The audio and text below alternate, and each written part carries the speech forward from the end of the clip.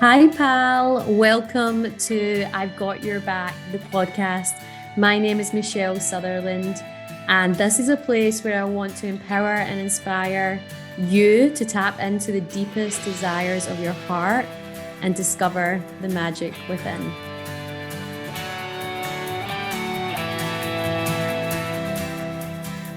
Hello, everyone. Welcome to a very special I've Got Your Back, the podcast episode. So we are officially 2 years old, and I thought it'd be really special for the first time to actually record it in a studio. So here we are. And when I say we, I've actually invited the person that was with me when I recorded the trailer for I've Got Your Back, the podcast, and that is the Meg McLean. Hello. Hello. Very excited to be here. Jazz hands. I still remember that phone call. You were like, Meg, listen, I've been thinking about doing this podcast, and I know that you've told me it's dead easy, but I don't really know what I'm doing, and I don't really know how to work the laptop, and I don't really know how to work a microphone. Can you just come over and help me record the first bit? Yeah, totally. And actually, I remember you came round, and I was so nervous that I was checking everything I was going to say. I wrote down the whole trailer. And you were like, right, I'll close the door in your office and I'll just wait outside. And then I started the first bit and I was like, oh, and then you were like, it's okay, Michelle, go again. Shut the door. And then I recorded it. And then remember, I said, what are you going to call your listeners? Oh, that's when right. Are you going to say hi everyone? Are you going to say hi friends? And what did you say? Hey pal. Hey pal. And that's how you start every episode? That's how I start every episode. Although this one I said hello everyone. Apologies. Hey pals. But remember we had a discussion about, do you say pal or pals? Yeah, pal, because one person's... Because then it feels like I'm talking to you. So these were things that I didn't know. You were like, Michelle, when you say pal, it's like you're talking to that individual. When you say pals, like nobody feels special. So I sort of play with that one still, I'm not sure. I like pal. You like pal? So pal. So pal. Tell us more about I've Got Your Back podcast. What was the thought behind it? What did you want to achieve by starting the podcast? Well, I think initially, like the first time I actually remember where I was and I wrote down in my notes in my phone on a bus going into Sydney, so when I was living in Australia. And originally, actually, I wanted to start it because I think there was something around... I knew that I was moving back to Scotland or feeling that I was going back to Scotland, and I wanted to create it to actually elevate Scotland. I don't know if I told you that in the beginning, but I wanted it to be a platform where we start to know the truth about Scotland, because I think at that time there was a lot going on about either a referendum or Scottish independence. There was something going on, and I thought, what role could I play to elevate Scotland and create a communication channel where we interview real people and find out real facts. So initially on that bus, that's how it started. But as all ideas, sometimes you get the seed, but then it starts to evolve and change into different things. So I wrote down I've Got Your Back, the podcast, and I want it to be a place where people feel safe, people feel heard, we have honest conversations, and we talk about a variety of things, because I think that's me. Like, I've got such a curious mind, and I feel like, the more curious minds we have and the more critically we can think, and we create a place for that, then, that'd be really cool. And the reason I called it I've Got Your Back is because I have had people in my life that have categorically had my back, from my grandparents to my mum to family members, and it's such an amazing feeling when someone genuinely has your back. And what that means is that no matter who you are, what background you come from, what faith you have, what beliefs you have, what purpose you have, or if you don't have a purpose or whatever it is, I truly believe people are special. And I want to know that story, and I want to understand people, and whatever it is that's on their heart, I'm like, got your back. And I think when I heard that for the first time, actually from an ex-boyfriend, thank you, ex-boyfriend, I remember feeling like, oof, like when he said to me, no matter what happens, I've got your back. And I was like, I've never heard anyone say that to me, and it really impacted me.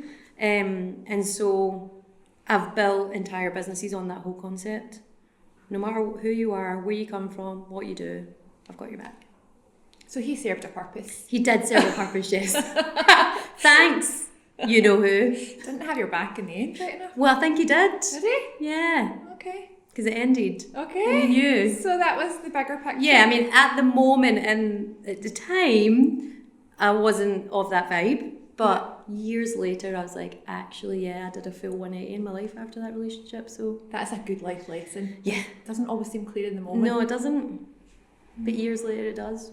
So Got Your Back podcast was born. And that's definitely how you make each listener feel, I believe, in all of your podcasts. So we're 45 episodes down the line. How many downloads have we had? So 2,000, just over 2,000 downloads in 2 years. Isn't that wild? Yeah. So 2,000 times someone has looked on all of the podcasts available and chosen Got Your Back to put in their ears when they're out running or they're driving or they're taking their kids to school or whatever. Yeah. How does that feel? It's a bit strange, actually, because I genuinely don't get, I mean, I have a look at the numbers and I'm curious to see, but I never put it out for that reason. I put it out, obviously, for the reason I said before, and to create another communication channel that I could reach much wider audience and I could get messages there that would hopefully help people or inspire people or, you know, invoke thoughts. But yeah, it feels strange because when I look at the countries, is probably equally like 45 different countries, and I was like, wow. And now I'm like, who are those people? Yeah. I want to know who you are, but obviously you don't. You just get to see like countries, but you don't actually know who the listeners are. But yeah, it's a bit strange knowing that I put something out there and now people in multiple different countries listen to that and it resonates and people continue to keep listening. It's kind of cool. So we should ask people to say hello to you. Yeah, say hello so I know who you are. If you're in a country that's not Scotland or Australia, then let us know where you're listening from and tag you on Instagram. Yeah, definitely. Let me know. So you've had loads of guests. Yes. How do you choose your guests? How do you ask people? I really go from a sort of gut feeling and sort of intuitive perspective. So when I first started, I obviously did quite a few myself just to get in the rhythm and get used to it and being a podcaster, whatever that means, you know, but podcaster. You're a podcaster. I'm such a podcaster. Oh my god, I got a podcast. I actually changed my profile once saying that. I was like, I'm a podcaster. Done 3 episodes. So what was that you asked me? I got caught up in podcaster. How do you choose your guests? Oh, choose your guests, yeah. So intuitive place. It comes from an intuitive place. And I think about, I do tend to, in the beginning, I did tend to go for people that I know, like, and trust. And I believe that their message and their voice needs to be elevated. So, you know, I invited you on because you're like, you know, one of my closest friends. We've been in business 16 years this year. And I know that you had started your own podcast. So I was like, let's get Meg on. And I know that your story is really cool when you, and I always find with you, Meg, like, you're always with everyone else, like always.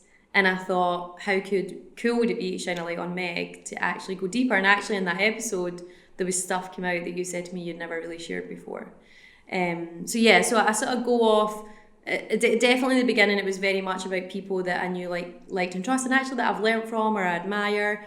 And then it just sort of, and then it sort of took on, and then I started to have themes. So I was like, okay, well, the first sort of theme for the first season, I think I had a first season and it was all about B Corp because I actually launched it in B Corp month, which most people would know I'm passionate about. You know, I help companies become B Corp certified. So I ended up interviewing, I just would ask like directors of big B Corp companies, do you want to come on my podcast? Because I'd love to talk about being a B Corp. And they were like, yeah. So we had like Jane Sterling, the head of Weleda, which is an amazing beauty brand. We had the Beauty Kitchen, Joe Chidley, who is the founder, Glaswegian founder of that company that's a B Corp. So it's I sort of tried to theme it and create seasons of things that I was focusing on. And then well-being became a sort of theme, and then I thought, well, who is like, and who have I learned from? Who's made an impact in me? So Mel Brown, for example, who massively helped me transform my financial mindset as an entrepreneur, but as an individual. So I got her on for financial well-being because she's been the one out of everyone I've ever heard that she's been the best, you know. And then it'll just be very random. Like I went to South Africa at the end of last year, and I was there for a client. But what happened was the very first place I booked into, again, it was a very intuitive decision. I was like, I'm booking into this like Sweet Orange Hotel, it was called, in the middle of Cape Town. And as soon as I got to breakfast on the first day, this little Irish man said, hello, how are you? And I was like, hi there, Michael Appleton. And, you know, we got into a conversation over breakfast, and turns out he's a psychologist based in London working for the NHS and seeing and having sessions with people with so much trauma and so much struggles, and him telling me that he was writing about community and how community can actually heal people.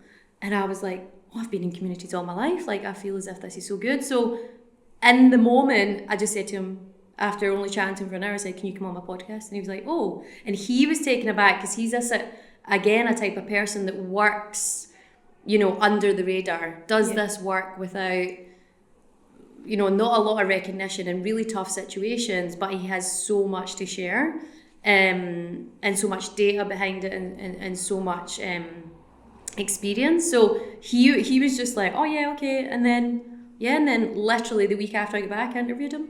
Yeah. So it comes from different places, but in the beginning it was sort of themed, based on things, and then it became sort of people that I've learned from. And then if I'm just out and about and I get this real, like, it's almost like the words come out before I even think about it.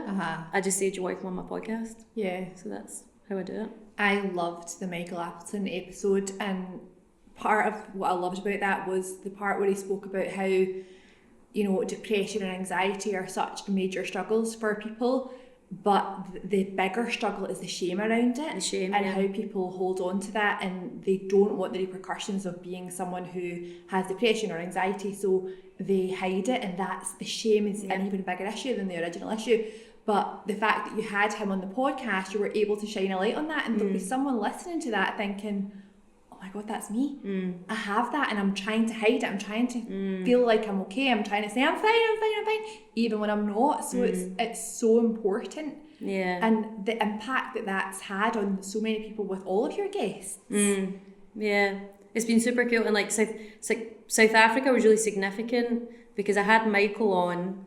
Then I was doing a leadership immersion for a client, and the two guest speakers that my friend Tom brought in literally blew my mind. Social entrepreneur Tabile Chittenden, the work that she's doing in Johannesburg, like deep in tough situations, to listen to how social enterprise, like creating businesses that have a true social impact, but people, very grassroots led projects. Like, I'm getting goosebumps now thinking about it. Like, I invited her on just to hear about her work, and like, you know, her talking about like, why do we measure GDP in countries? Because the man that actually created GDP, like, doesn't even say we should use that to measure success. And she's like, so what do we use? You know, how do we measure success of a country? And I remember sitting there going, oh, she just sparked so many thoughts. Like, I was like, what's Scotland's purpose?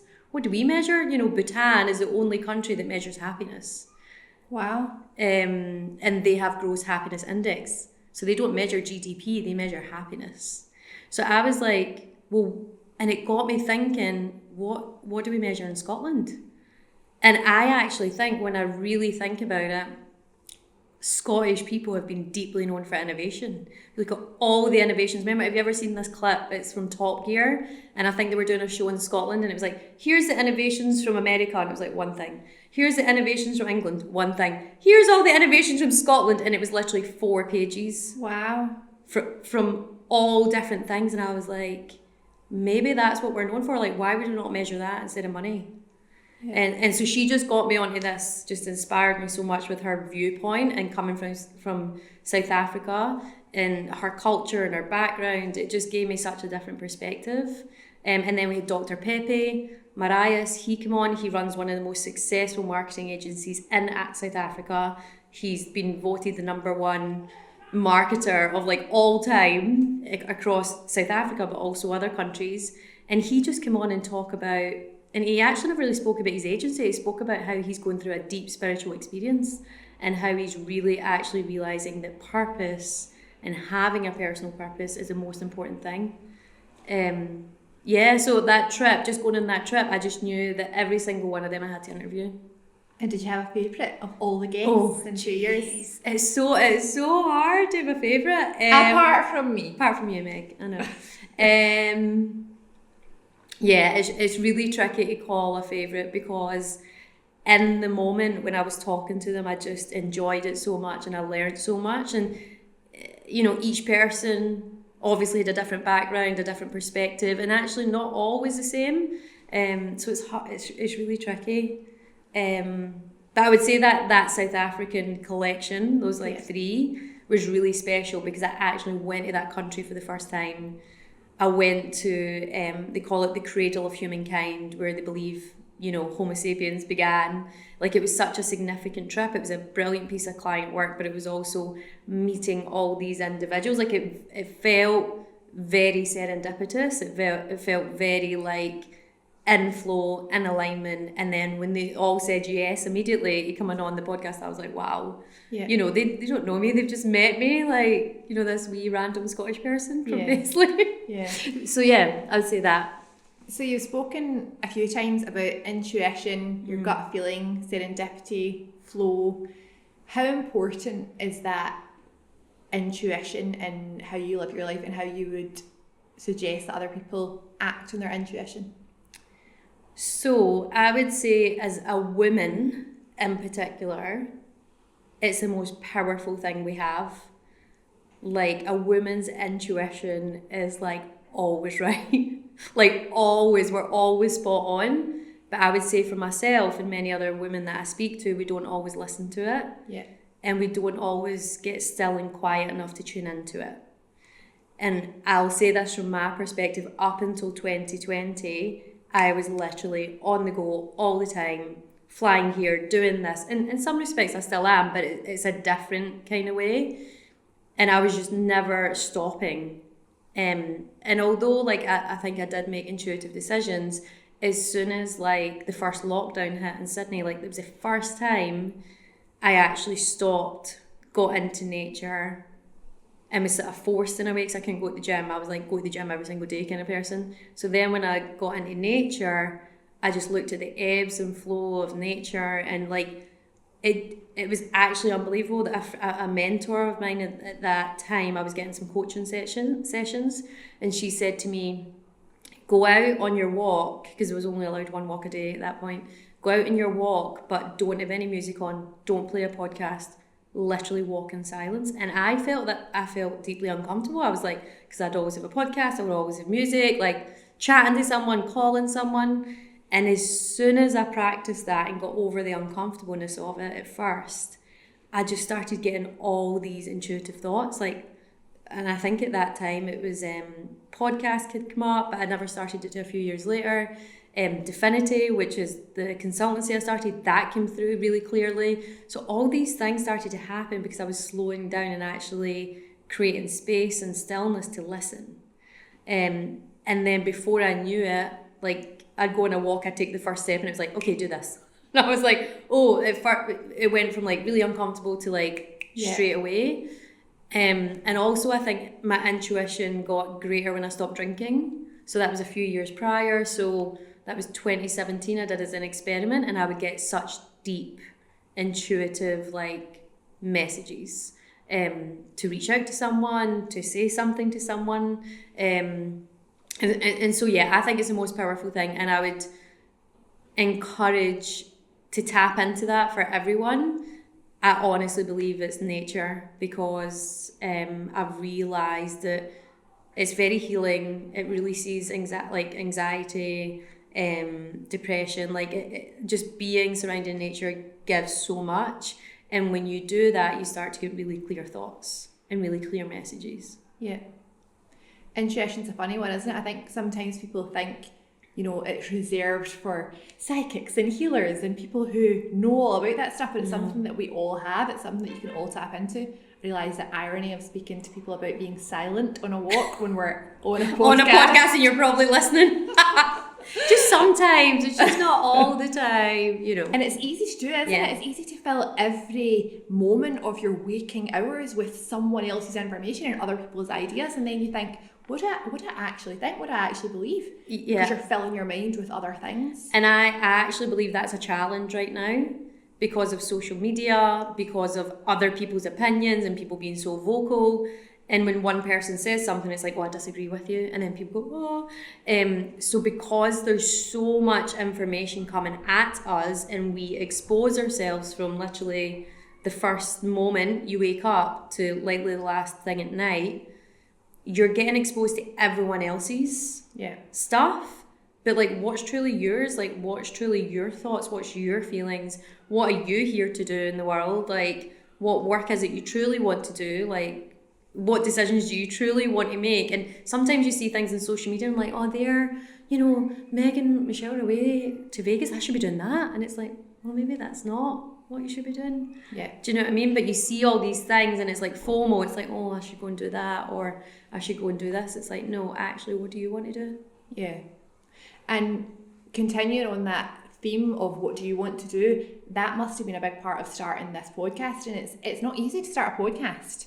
I am going to put myself out there and I'm going to record my thoughts, feelings, beliefs, advice sometimes to other people and hope that someone wants to hear it.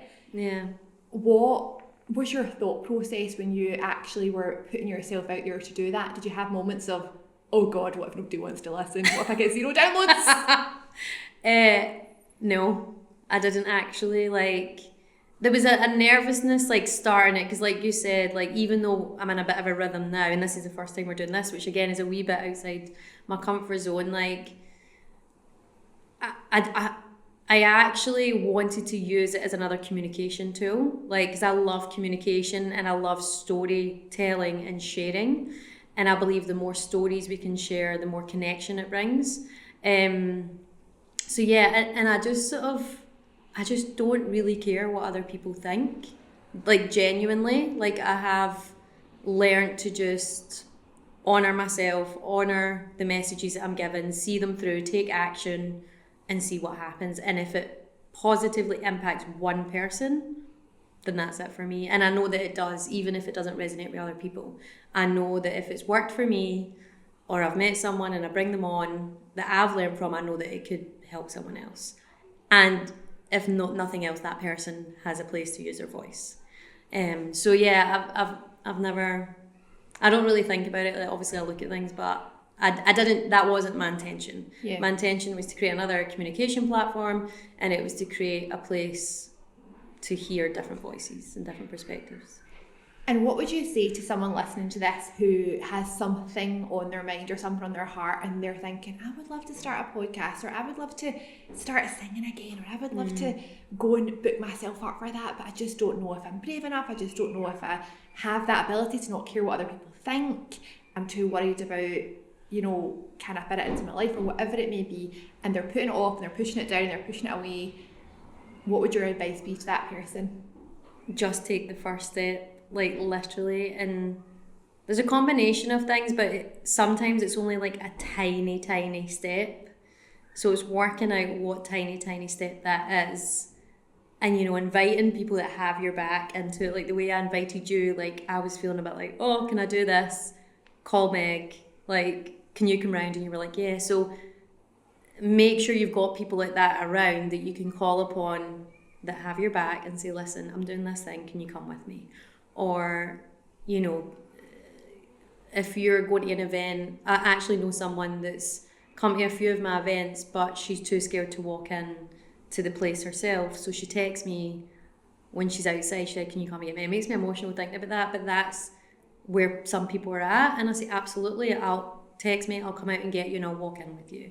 And she has now had so many profound experiences, Yoga Nidra, an urban event, because she's been willing to get in the car and drive there, but she's also asked for help. And I think that is key. If it's something new, ask for the help of that person or ask for the help of someone that's been there and done it before you. Like you'd already started your podcast, so I was like, I want you there. And like Wendy, Wendy Griffith, who was a big influence in helping me sort of bring it to life. Like she had the expertise. Yeah. So I sort of tend to surround myself with people that have either done it before or ask them questions or sort of have them in my corner and get them in my team so that then I can like make it happen. Yeah. And isn't that the beauty of podcasts as well? Because if you don't have people like that around you and your friends or your family, podcasts are a way that you can surround yourself with people who think differently, who believe that you can do it, who have stories of going against adversity, coming through adversity. And I love that saying, if you wanna fly with the eagles, don't hang around with the pigeons. And sometimes we have pigeons in our lives. And podcasts are a way that you can actually, you know, change who you're actually being impacted by and change who you're listening to and whose words are being part of your life. And that's definitely what you've done for so many of your listeners over these last 2 years. Amazing. Yeah, it's kind of cool. Very cool. So what's the vision for the future of the podcast? So I've started to reflect on this because obviously we've reached 2 years, 2,000 downloads, and I start to think, right, I'm always like, what's the 1% sort of improvement you can make on anything each year? So whether it's well-being, whether it's your health, like what business, whatever it is, what's the 1%? So part of this is actually vision. It's like, could this be the new way where I actually get into a studio and maybe instead of having people globally, which I do have a global network, maybe it's more locals and we actually do it in a studio more regularly. I'm sure there's ways to monetize it, but I actually don't know at this point. And again, that wasn't the intention, but it'd be kind of cool if in some way it'd be great to make this into something. And maybe we give the money back to a community project. Like, I don't know, but I think it needs to stick with the ethos of got your back. So if we have money that's created from this, then, and I'm sure there's people that have monetized podcasts, so I'm sure it will all come soon, but then what do we do with that money? I'd be so curious to, and maybe even the people listening, like what could we do with that that's kind of cool, that would allow other people to have each other's back. Maybe it's like the guests that come on, so if, for example, Tabile spoke about her community project in South Africa, maybe we, you know, based on money we get from her episodes, we actually give it to her community projects or funding for social entrepreneurs to start a business. Do you know what I mean? So it might be quite tailored to the guest. I've never thought this before. This is all coming out now, so this is a good question. But it might be, I'd like to give back to the people in their mission or their purpose or their work, so that to give something back for their time and for the stuff that they shared potentially. So yeah. If anyone's got any ideas how to do that, then send them our way. Yeah, tell me how to monetize it. Absolutely. That's incredible, and that's a brilliant vision for the podcast, to be able to give back to people who your guests are helping. Yeah, and then it becomes whoever's listening, whoever's contributing it to it, then it goes back to them. Yeah. Because they are the people, you know, that's making it happen. And then equally, I might have a community project, like I've given some percentage of my profits from Definity to Social Enterprise Academy Scotland, because I love that they're teaching social entrepreneurship and about social enterprise in schools to young people in Scotland. So I love them. So maybe, you know, we give something to them. I don't know. See what happens. Yeah.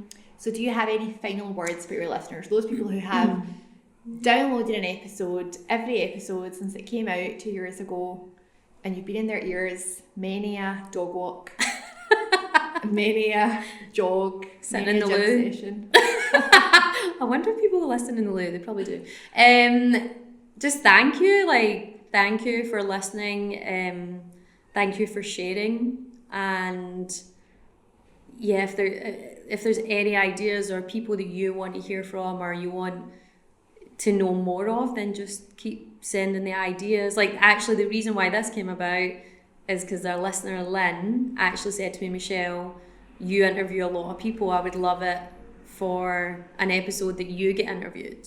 And I don't think I've ever done that. It's always been either me and my own or me interviewing someone else. So thank you, Lynn, because this is all because of you planting that seed. So yeah, just keep ideas coming. I'm here to be of service. So or equally, if you want a place to have a voice or share your story, then come, like, I've got your back. That's it.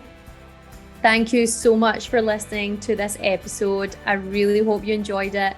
Remember, download the Yoga Nidra right after this episode. Make sure you have a listen. It's the most beautiful guided meditation that will regenerate your mind, your body, and your soul.